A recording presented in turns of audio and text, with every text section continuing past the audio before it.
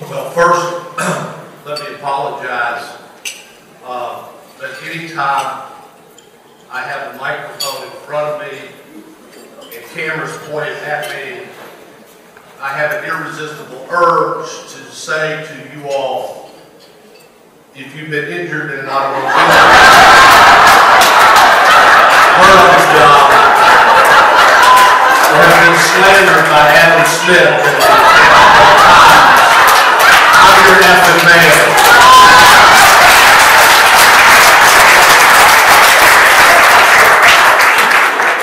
I also want to tell you that usually when I come to these, I try to bring a gift with me. Usually they're brownies. Today I brought some pecan rolls for you all. So I hope the rest of your afternoon is enjoyable as this speech. And since I have Adam Smith sitting in front of me, listen, I've been debating Brady Judd. And it's intimidating to debate somebody who wears a gun and a badge and has handcuffs in their back pocket. But I will tell you, especially with PolitiFact, I'm more intimidated with Adam Smith sitting here with the tape recorder than anything I've done in a long damn time. So I will be on my best behavior here. Sometimes I'm not on my best behavior, but today is daytime. I'm on my worst behavior at nighttime. 4 things. Why medical marijuana? Why does it work? Why me? Why constitutional amendment? Let me tell you first why medical marijuana. It's as simple as this. It works. It just works. I don't know why it works. I don't know why water works. I don't know why aloe works. It just works. And it works for people that are really, really sick. We laid this amendment out as a roadmap so everybody would understand exactly who we're talking about. It's people with ALS, cancer, glaucoma, epilepsy, HIV, multiple sclerosis, serious debilitating injuries. Some people in this state don't know what the word debilitating means. Luckily, our doctors do. Luckily, you do. For many people, this will be a remedy at the end of their life or when they're fighting for their life. Our people that I argue with this will want to tell you that this is the de facto legalization of marijuana. They say that because they don't have a real good argument against it. So they just make it up. How do you argue with somebody about they say this is the de facto legalization of marijuana when it's not? You'll hear from them that we don't want to be another California. And that's an argument that doesn't work either, because when we did our research, we found out that Florida had a lot of things they wanted and a lot of things they didn't. They don't want to be another Florida, another California. They don't want to have a wink and a nod and walk into a OBGYN like Greg Warmith did over Channel 9 and come out with the prescription. All the research showed us is that Florida wants it, but they want it to be regulated. They want it to be the opposite of these states. And so we did it that way. We said, look, you got to go to a medical doctor. Not a psychologist, a medical doctor. California is kind of wide open. You got to go to that medical doctor. That medical doctor has got to treat you and then send the recommendation or prescription to Tallahassee, where they will go into a database. And then and only then will you come back and get a card. And then with that card, you'll be able to go out and get something to help you. Right now, the way it works, and I will tell you this, I don't know what to call them. We used to talk about the silent majority, but there is a silent sick here in Florida that I have met that would blow you away. It would blow you away. They'll be sitting right next to you. You have no idea they're dying. They desperately want this because they're using it every single day. And I'm talking about your mother, your father, your brother, your sister. sclerosis doesn't pick political parties. ALS didn't pick Kathy Jordan, who the woman I told the lie story about being drug out. I thought it sounded much better, SWAT team dragging out. They caught me, so I don't in politics. I didn't think they'd ever catch me. But they did. So, it works. Right now, people have to go out and illegally buy medical marijuana and bring it back to their loved ones. They risk their freedom to do it. They risk their careers. They risk their future.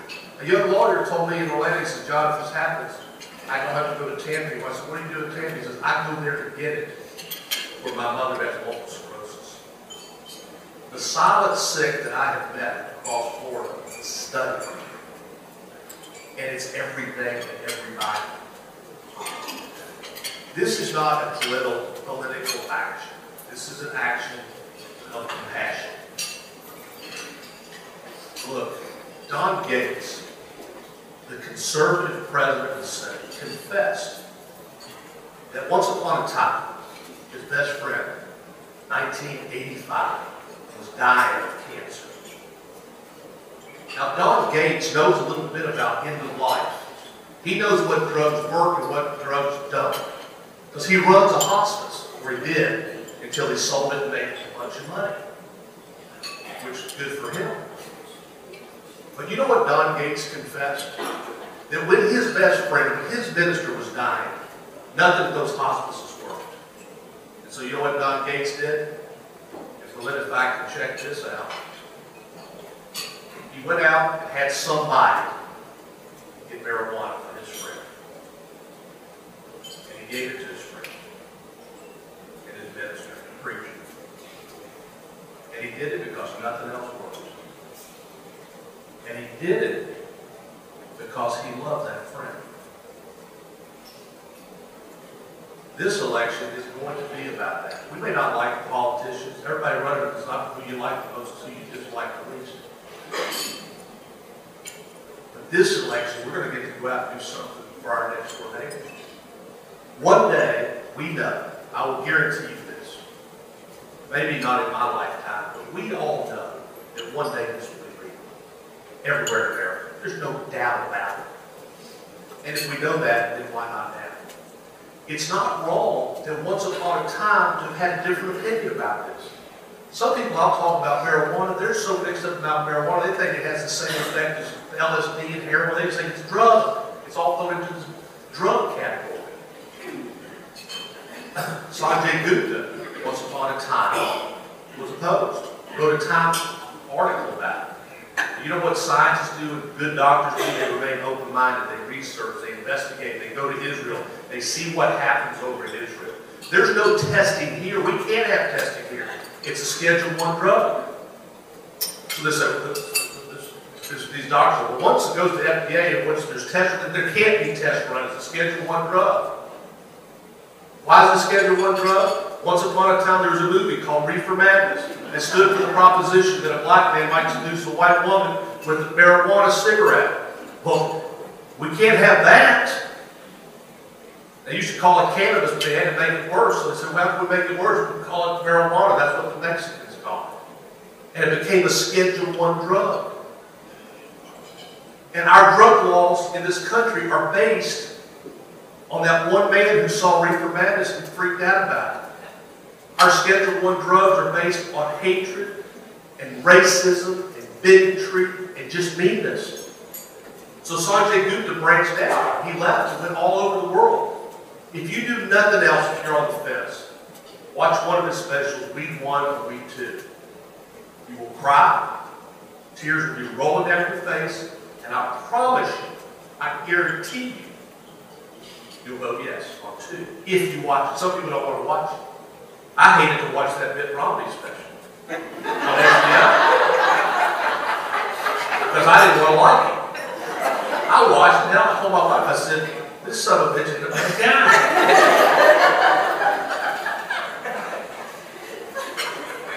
I mean, I said, whoever was running his campaign screwed it up, and we never knew him. Thank God. Why does it work? I don't know. I don't know why it works. I just know it does, and I know what it does. OxyContin does. OxyContin is the alternative. OxyContin kills 16,000 people every year. Other prescription drugs kill another 16,000. Advil and Tylenol that children can get their hands on kill another 12,000. PolitiFact can check that out. Marijuana never killed one person. I know it works because I've seen it twice. My dad was sick with esophageal cancer and COPD. He was a real no-drug guy. I never did marijuana at the University of Florida because I didn't want to disappoint my dad. It's that simple. That was the only reason I didn't do it. Now, I had some roommates that had enough secondhand smoke. I was probably half high the whole time. But I technically did not do it. And when he got sick, he couldn't eat. He was on a cocktail of drugs here and there, Ativan, so then he didn't know where to do it, steal position in bed. Couldn't move. I said, Daddy, just try it. God damn it, I'm not going to do a drug. You know, we're at nothing from equals nothing stage. Nothing plus zero equals zero, aren't we? He did it. He tried it. I came in that night, he's sitting up at the table. Never forget it, Miller Lite in front of him, eating a pot roast. I said, I walked in, I said, my God. He looked at me and said, John, this shit works. And he used it till the day he died. And he died with it. My brother Tim is the inspiration for this. He is my hero. When he was 18 years old, I got a call to the University of Florida. My brother's been paralyzed. Can't move from the neck down. Me and my brother Mike got in the car, went to St. Augustine Catholic Church, lit some candles, went home, cried the whole way there. First time I ever cried in front of Tim was that night. I've cried hundreds of times the night after that. Just thinking of that. The drugs they had him on once upon a time, 3 had been recalled or had litigation about it. Celebrex, Vioxx, Darvocet. Things don't work. At one point in time, they had him on 7 Xanax a day. I took a habit of one of the Xanax. I went to Venice one time and I tried to get back on track. I broke off the Xanax. They couldn't wake me up. They couldn't wake me up. I mean, my wife was up on my back. You know, John, you're going to miss dinner. I missed dinner. I woke up and said, what the hell happened? She said, you missed dinner. Half the Xanax. He was a zombie. Tim's suffering is immeasurable. The dignity that he's lost as a result of being a C6, C7 quadriplegic is undescribable. The pain starts at the tip of his toe and races up to his head. It's like a freeze, almost a stroke. The spasms are so bad it throws him down the chair. This year's been a bad year for Tim, and I have cried a little bit more this year than before because he's had a lot of health problems. And he's been in and out of the hospital, and he really wants this to happen. He takes a piece of chocolate in the morning, and he takes a piece of chocolate at night, and that's all he eats. He got hospitalized a couple of weeks ago, and he was rushed to the hospital, and he was there, and he was grabbing the bed and screaming in pain, and he doesn't scream, he's not a crier. And my brother Thad got to him. I called the cardiologist. I'm waking the cardiologist up at 3 in the morning, REI in the morning. And my brother Thad said, why did you take a piece of marijuana? He said, it snuck up on me while I was sleeping. He told Tim, I think I'm going to die tonight. And so it works. It just works. I don't need to have the FDA approve a drug for me. I've been suing these pharmaceutical manufacturers. They're crooks. They're crooks. We're on every drug imaginable. All of you all. Why did we need Ritalin in kindergarten? Why didn't we need Adderall to study in high school? Adderall is synthetic cocaine. Everybody here's probably carrying a pocket full of pills you prescribe for yourself. You can't go to the bathroom. You can't have sex. You can't sleep. You You can't be happy without these pills. That's who's fighting me. That's who's stopping me. If we pass this, they lose billions of dollars. Big Pharma's solution is wait till we figure it out. If we do that, 300,000 or 400,000 people are going to be waiting for a long time before forever, and millions after that. OxyContin is so powerful that it hooks even the most powerful. The king of personal responsibility, Rush Limbaugh. And I met him once. I'm convinced he doesn't believe anything he says. I'm convinced he's an actor. I'm convinced he's as phony as phony. I think a pretty nice guy. But guess what? He got hurt. He got oxygen. He got hooked. He couldn't get off. He started stripping for himself. He had yard men getting it. He had everybody getting it for him. And he got arrested.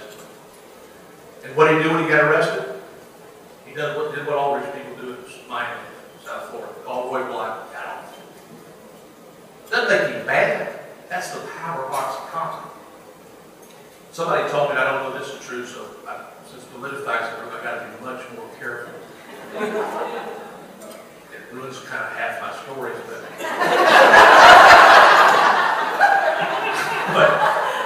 I'm scared to get on line again. Somebody told me that he had to use marijuana to wean himself off of oxygen. I don't know if that's true. I asked my friend up at the lunch place to check it out. He said he knows his agent. One concession I will make is a gateway drug. It's a gateway drug from medical marijuana to morphine to the hospice center. They talk about it being a gateway drug. I told these folks, look, people go from vodka and Red Bull to cocaine. People go from marijuana, then.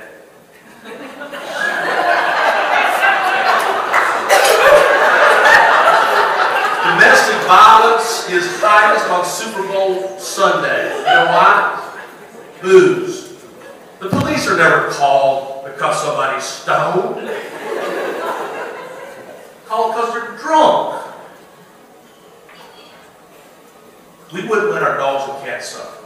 If our dog was suffering, we'd give it to him right now. If we had, that's all they we give to our dog right now because we love our dogs. People say, who do we love more, our dogs or our spouse? You want to know? I'm not going to tell you, I'm going to give you the test. Go home tonight, back out 2 cars, open both trunks, put your spouse in one trunk, lock it. Put your dog in the other trunk, lock it. Wait 1 hour. Open both trunks. Watch how your spouse greets you, watch how your dog.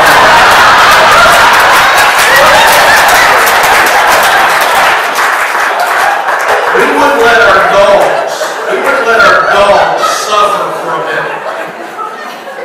I have had some success on this earth. I believe that we have a duty to do right. I could never imagine when I was a boy in Kentucky and things were really rough and I was leaving, that I would be in a position to be able to put this kind of money into something, or the other charities I put into. I believe that 95% of what's happened to me has just been blind running luck. I believe I went left, that could have been one thing, but I went right up the other. When I left Kentucky, I thought my world ended. It just opened up as I got to Florida and got to Winter Park High School. If Bill Gates was born today, he wouldn't be Bill Gates. If I was born in Africa, I wouldn't be John Morgan. When God gives you this, or luck gives you this, or whatever you think has given you this, you have a duty to give back. And so this is my time. I don't believe you can sit still and know something and do nothing. Last year we did a food bank for Morgan Hunger Relief Center Orlando. This year's this. Next year will be a domestic violence center at the Park House. I don't think you can keep your money. I've been to a bunch of funerals. I've never seen a U-Haul in the back of one of those hearses. We have a duty to do this. At the end of the day, we had to do this, the Constitutional Amendment, because it wouldn't happen in Tallahassee. Because these people up there, the reason their popularity is about 7% is because they're more worried about the next election than the next door neighbor. They're more worried about getting the money from the tobacco industry and Duke Energy, and State Farm, and Allstate. Anybody else? 30 seconds. I'll just close with one little thing. Give me 1 minute to close. No? Only the president can grant your time, I cannot. Yes. We are all looking for peace. This will be my peace. And I'll leave you with a prayer. The fruit of silence is prayer. The fruit of prayer is faith. The fruit of faith is love. The fruit of love is service. And the fruit of service is peace. This is my service work this year. And all these patients have their peace. I'll have mine too. Till we meet again. God bless you and your family.